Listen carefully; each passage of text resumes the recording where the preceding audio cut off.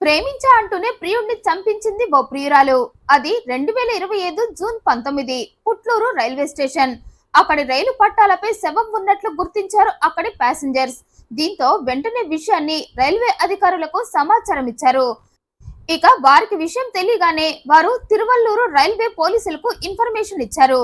దీంతో హుటాహుటిన పోలీసులు ఆ రైల్వే స్టేషన్ దగ్గరకు చేరుకున్నారు. రైల్వే ట్రాక్ పై ఉన్న శవాన్ని హ్యాండ్ ఓవర్ చేసుకున్నారు. ఇక ఆ శవం శరీరం అంతా రక్తం ఉండటం, శవం రైల్వే ట్రాక్ మీద ఉండటంతో ఆ వ్యక్తిని ట్రైన్ గుద్దేసి ఉంటుంది అని భావించారు. అందుకే చివరిసారి ఆ ట్రాక్ మీద ఏ ట్రైన్ వెళ్ళిందా అని చెక్ చేసి ఆ ట్రాక్ మీద కొద్దిసేపటి క్రితం ఎక్స్ప్రెస్ ట్రైన్ వెళ్ళిందని గుర్తించి ఆ వ్యక్తిని ఆ ట్రైనే గుద్ది ఉంటుందని ఓ నిర్ధారణకు వచ్చారు. అయితే అంతకన్నా ముందు ఆ వ్యక్తినే కావాలని వచ్చి ట్రైన్ కింద పడ్డాడా, లేకపోతే ఎవరైనా అతన్ని కావాలనే ట్రైన్ తో గుద్దించారా అన్న అనుమానం వచ్చింది. కారణం ఆ శవాన్ని నిశితంగా పరిశీలిస్తే ఆ శవం గొంతు దగ్గర కోసినట్లుగా కనిపించింది. అందుకే వారికి అనుమానం వచ్చింది.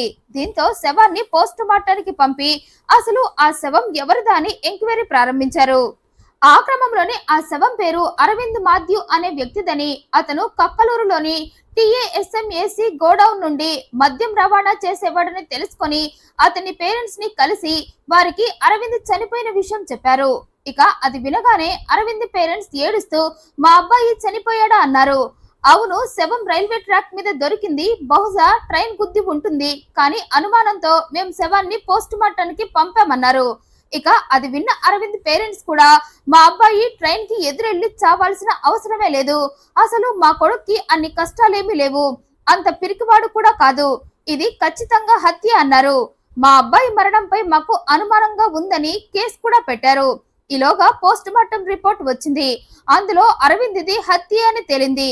మెడబాకంలో కోయటం వల్లే అతనికి మరణం సంభవించిందని తేలటంతో అరవింద్ ని చంపింది ఎవరా అని ఎంక్వైరీ ప్రారంభించారు పోలీసులు. ఇక ఆ ప్రాసెస్ లో వారికి ఉషా అనే మహిళ పేరు తెర మీదకు వచ్చింది. దీంతో ఆమెను పట్టుకొని విచారిస్తే పోలీసులే ఆశ్చర్యపోయే కొన్ని షాకింగ్ విషయాలు తెలిసాయి. ఉషా ఈమె పుట్లూరు నివాసి. ఈమెకు పెళ్లైంది, కానీ కానట్లే బ్రతుకుతుంది. భర్త ఉన్నాడు అంటుంది, కానీ ఎప్పుడు సమాజానికి ఇతనే నా భర్త అని పరిచయం చేయలేదు. ఇదిలా ఉండగా ఓ రోజు ఉషా బజారుకు వెళ్ళింది. సరిగ్గా అదే టైంలో ఈ అరవింద్ డ్యూటీ పూర్తి చేసుకుని ఇంటికి వస్తున్నాడు. వస్తూ దారిలో ఓ షాప్ దగ్గర ఆగాడు. తన 4 ఏళ్ల పాపకు చాక్లెట్ తీసుకుందామని ఆగాడు. ఇక అదే షాప్ దగ్గర ఈ ఉషా కూడా ఉండటంతో అక్కడే వీరి చూపులు కలిశాయి. ఇద్దరిది ఒకే ప్రాంతం కావటంతో ఆల్రెడీ ఈ ఇద్దరికి కొద్దిపాటి పరిచయం ఉండటంతో ఇద్దరు మాట్లాడుకున్నారు. ఆ తర్వాత అరవింద్ తన ఇంటికి వెళ్లిపోయాడు. అయితే ఈ ఉషా ఆలోచనలు మాత్రం అరవింద్ వెంటే వచ్చాయి. అందుకే మరోసారి అరవింద్ ని కలిసింది.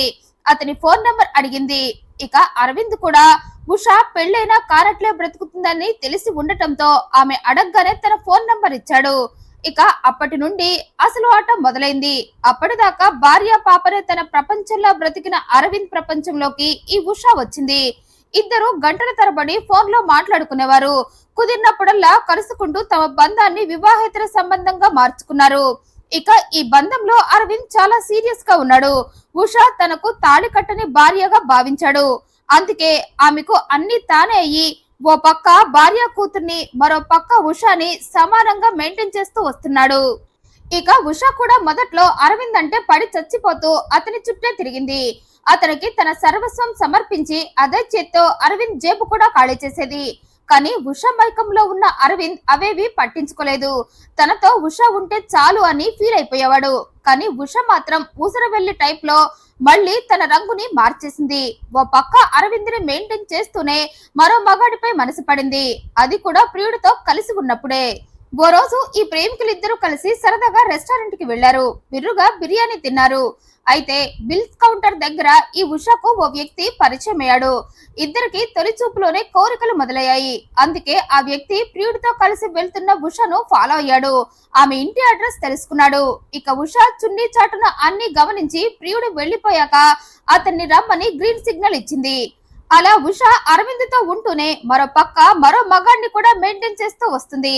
అలా కొన్నాళ్లు గడిచాయి. అరవింద్ కి ఉషా మ్యాటర్ తెలిసిపోయింది. ఆమె తనని మోసం చేసి మరో మగాడితో ఉంటుందని తెలుసుకున్నాడు. అందుకే వెంటనే ఉషాను మందలించాడు. చచ్చేదాకా నాతోనే నా ఒక్కడితోనే ఉంటా అని మాటిచ్చి ఇప్పుడు మరో మగాడిపై మనసు పడి మోసం చేస్తావా అన్నాడు. అంతేకాదు ఇక నుండి నువ్వు నీ ప్రియుడితో మాట్లాడటానికి వీల్లేదన్నాడు. దీంతో ఉష తనని తన ప్రియుడితో మాట్లాడొద్దు అని శాసించిన ప్రియుడి నోటిని శాశ్వతంగా మూసేయాలి అనుకుంది. అందుకే ఓ ముగ్గురు కిరాయి రౌడీలకు డబ్బిచ్చి నా మొదటి ప్రియుడు అరవింద్ నా రెండవ ప్రేమకు అడ్డొస్తున్నాడు, అందుకే అతని పీక కోసేయండి అంది. ఇక ఆ డబ్బు కోసం ఆశపడ్డ ఆ ముగ్గురు జూన్ 19న డ్యూటీ నుండి ఇంటికి వస్తున్న అరవింద్ ని అడ్డగించి అతని పీక కోసేసి ఉష ప్లాన్ ప్రకారం అరవింద్ శవాన్ని పుట్లూరు రైల్వే ట్రాక్ పై పడేశారు. ప్రియుణ్ణి చంపాక అతనిది హత్యలా ఉండకూడదని ముందే ఉష అంతా ప్లాన్ చేసి అరవింద్ ని ట్రైన్ గుద్దేసినట్లు, అందుకే అతను చనిపోయినట్లు అందరూ అనుకొని నమ్మేలా అలా ప్లాన్ చేసి శవాన్ని రైల్వే ట్రాక్ పై పడేయించింది. ఇక ఆ ట్రాక్ మీద శవాన్ని చూసిన పోలీసులకు కూడా మొదట అరవింద్ ట్రైన్ గుద్దటం వల్లే చనిపోయాడు అనుకున్నారు. కానీ ఎప్పుడైతే అతని కంఠంపై కోసిన గీత కనిపించడంతో వారికి అనుమానం వచ్చి శవాన్ని పోస్ట్ మార్టం చేయించగా అసలు మ్యాటర్ మొత్తం బయటపడింది. ఎంక్వైరీలో ఉషతో అరవింద్ కు ఎఫ్ఐఆర్ ఉందని తెలిసి ఉషను పట్టుకొని ప్రశ్నించగా ఆమె హత్య నేరాన్ని అంగీకరించింది. తనే అంతా ప్లాన్ చేసి ఇదంతా చేశారనటంతో ఓ ఆడది ఇంతలా ప్లాన్ చేసి చంపుతుందా అని షాక్ అయ్యారు. నేరం ఒప్పుకోవటంతో పోలీసులు ఉషని ఆ కిరాయి రౌడీలలో ఇద్దరిని అరెస్ట్ చేశారు. మూడవ వాడు పరారీలో ఉండటంతో అతని కోసం గాలిస్తున్నారు పోలీసులు.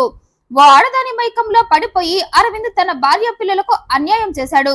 క్షణికమైన సుఖాల కోసం ఆశపడితే తలరాత మారిపోతుంది, ఆయుష్ హారతి కర్పూరంలో ఆవిరైపోతుంది.